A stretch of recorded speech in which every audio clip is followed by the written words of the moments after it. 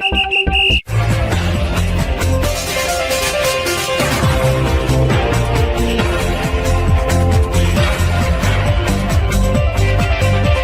আলাইকুম প্রিয় দর্শক, প্রিমিয়ার স্পোর্টস খেলার সংবাদে স্বাগতম। আমি মুক্তাদির শামীম ওয়ালিদ আর আমি দিলরুবা খানম স্মৃতি। চলুন শুরুতে দেখে নেই সংবাদ শিরোনাম।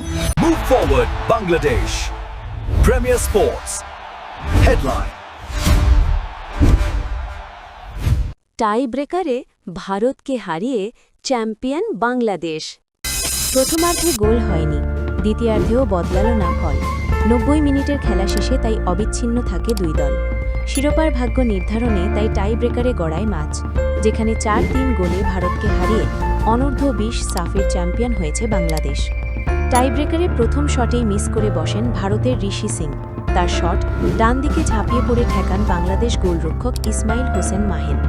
প্রথম 3 শটে বাংলাদেশের কোনো ফুটবলার অবশ্য সেই ভুল করেননি, তবে চতুর্থ শটে বল গোলবারে মারেন স্যামুয়েল রাকসাম। চিন্তা ভর করে বাংলাদেশের দাগআউটে। রাকসাম শট নেওয়ার আগে চোট দেখিয়ে সময় খরচ করেন ভারতীয় গোলরক্ষক সুরজ সিং। দিন শেষে নিজের এই বুদ্ধিতে সফলও হন তিনি। চতুর্থ শট শেষে স্কোরলাইন ছিল 3-3।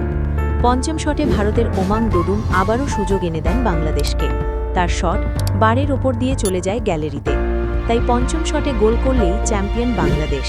এমন সমীকরণে কোনো ভুলই আর করলেন না রোনান সুলিভান। তার পানেনকা শটে সাফ অনূর্ধ্ব 20 চ্যাম্পিয়নশিপের শিরোপা ধরে রাখে বাংলাদেশ। 2024 সালে এই টুর্নামেন্টের মুকুট গিয়েছিল বাংলাদেশের ঘরে।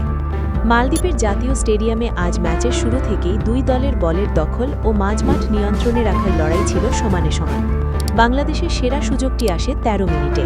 রোনান সুলিভানের ফ্রি কিক থেকে বল মিঠু চৌধুরীর হেডে পোস্টের কিছুটা বাইরে দিয়ে চলে যায়। 18 মিনিটে বাঁ প্রান্ত দিয়ে মোহাম্মদ মানিকের মাপা ক্রসে সুলিভান সঠিক সময়ে দৌড়ে এলেও দুই ডিফেন্ডারের ফাঁক দিয়ে 5 হওয়াতে ব্যর্থ হন।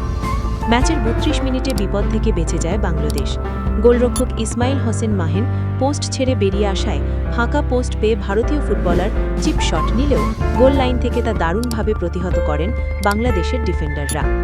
36 মিনিটে ভারত আবারও সুযোগ তৈরি করেছিল, তবে কর্নার থেকে আসা জটলার ভেতর জোড্রিকের নেওয়া হেডটি সহজেই তালুবন্দি করেন মাহেন।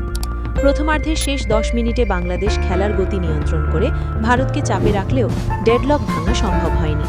যোগ করার সময়ের প্রথম মিনিটে গোল করার আরও একটি প্রচেষ্টা ব্যর্থ হয় বাংলাদেশের। মাঝমাঠ থেকে চন্দন রায়ের দূরপাল্লার পাস বক্সের মুখে নিয়ন্ত্রণে নেন সুলিভান। চমৎকার দক্ষতায় ঘুরে দাঁড়িয়ে তিনি বলই নিলেও তা পোস্টের অনেক ওপর দিয়ে চলে যায়। দ্বিতীয়ার্ধের শুরুতেও দুই দলের মধ্যে তীব্র প্রতিদ্বন্দ্বিতা লক্ষ্য করা যায়। 48 মিনিট থেকে ভারত আক্রমণাত্মক মেজাজে খেলা শুরু করলেও বাংলাদেশের রক্ষণভাগ ছিল অটুট। 51 মিনিটে ভারত টানা আক্রমণ চালিয়ে বলের পজিশন নিজেদের দখলে রাখার চেষ্টা করে, তবে 54 মিনিটে কাউন্টার অ্যাটাকে গিয়ে ভারতকে চাপে ফেলে দেয় বাংলাদেশ। ম্যাচের বয়স বাড়ার সঙ্গে সঙ্গে ম্যাচের পরিবেশও উত্তপ্ত হয়ে ওঠে।